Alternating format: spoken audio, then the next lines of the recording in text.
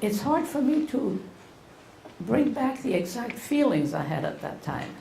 Because, you know, you break your foot or you break something or you fall and hurt yourself. It hurts at that time. But do you remember 6 months what you felt, how you felt? Anyway,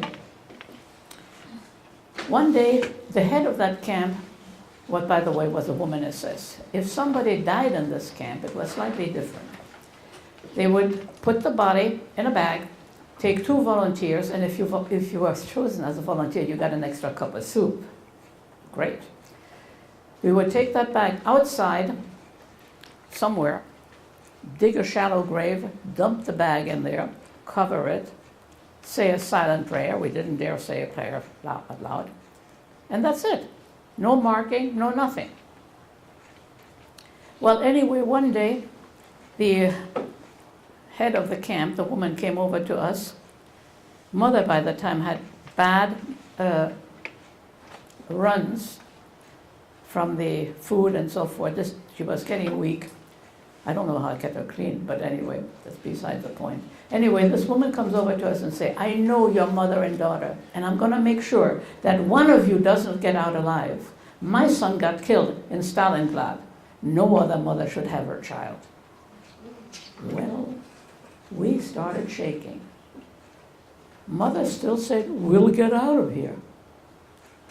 Sometimes I started to wonder. Anyhow, one day we got up in the morning. The guards were gone. The gate was open, and a woman from town came and asked if somebody could use an electric sewing machine because she wants to make a big red flag to put on the roof of her house. The Russians are coming. Well, I volunteered. I was raised in a dressmaker and tailor family.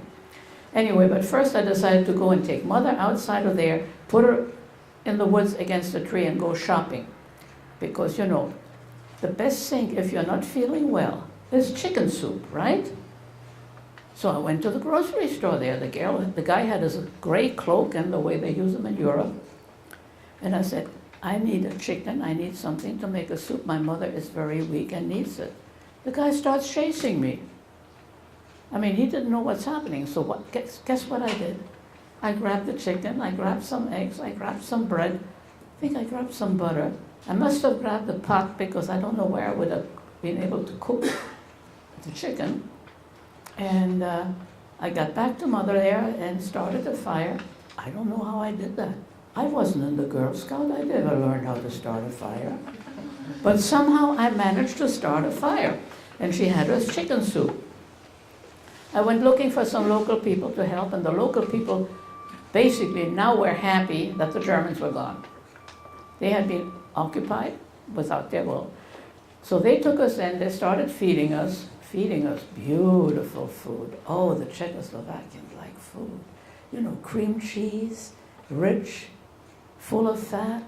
Anything was full of fat they served us. We ended up being taken to the hospital because Mother was so weak, she needed intravenous feeding. And guess what? I came down with yellow fever. I couldn't digest the food. It was too rich for me. Anyway, we were free. Now what's happening? Well, from the hospital, which was in Železný Brod, we moved to Prague.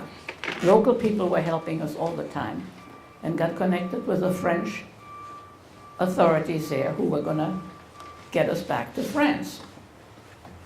So it took a while for them to get the paper. We have to tell who you are, blah, blah, blah, blah. We got back to Paris on an airplane, cargo plane. They don't sit people the same way. They sit along the side. But anyway, we got back to Paris. We were debriefed. The French government was nice. They gave us 5,000 francs each and said, okay, go. That's it. And we only had the clothes on our back, mind you. Anyway, we got back to southern France, and we found that the house my mother used to have was occupied by strangers. The people she had signed the deed over to, good friends, French Christian people. decided, oh, wait a minute, we want that house. They denounced Mother to the Gestapo. That's how she got arrested. That's how I got arrested. We found some friends. We found an apartment. Mother started working as a dressmaker. And considering I had learned English, right? I got a job with American Express as a sightseeing guy. Okay. Now, this is Mother. She's got a little downput attached thing. This is taken in June 1945. And this is me. I got that stubby little nose. By the way, you know, next week, on the 8th of May, that's going to be my anniversary when I was born again. I was liberated. That was the end of World War II. May 8th, 1945. So I'm going to pig out that day to celebrate. Anyway, so I started working for American Express. Now, the first American soldier who stopped to ask for directions,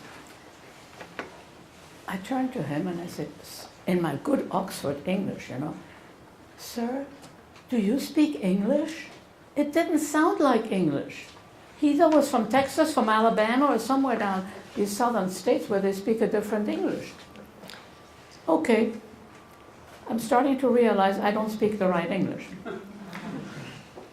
The next soldier, then I started working at the bar. The American Express job was finished. I had finished learning my speech.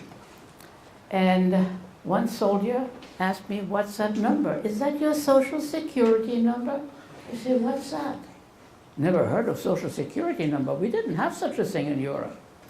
Anyway, and there I met an American soldier. Oh, I met a few soldiers, but one of them came over to me and said, "There's this business card. If you ever come to New York, look me up." I'll never go to New York. I'll probably never see you again. But somehow I put the card aside. I kept working, and now I knew my father was in Guatemala. No address, no nothing. So I wrote a letter. Mr. Erwin Hecht, Guatemala City, Guatemala. And I sent the letter. Guess what? He got the letter. And I said, I want to get back out. So he got the leadership, and I left. Mother stayed behind. I went to Guatemala. Didn't like it there. I wrote to that little soldier and I said, "Would you vouch for me? I'd like to come to the States." Guess what? He did vouch for me, that he would take care of me if I can't nourish myself. It took 7.5 years to get that visa approved before I could get into this country.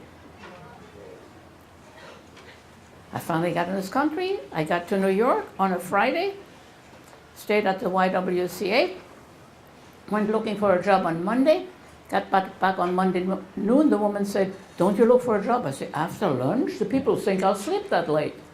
Next morning, I applied for a job at 9 o'clock at a hosiery store. I got the job.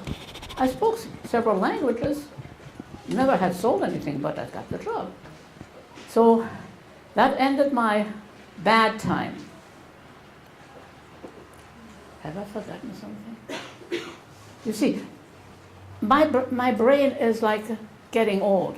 So my friend here helps me. Oh, it was jaundice, you see. Senior moments, should we get that when we get older? Anything else I missed? I didn't miss anything. Anyway.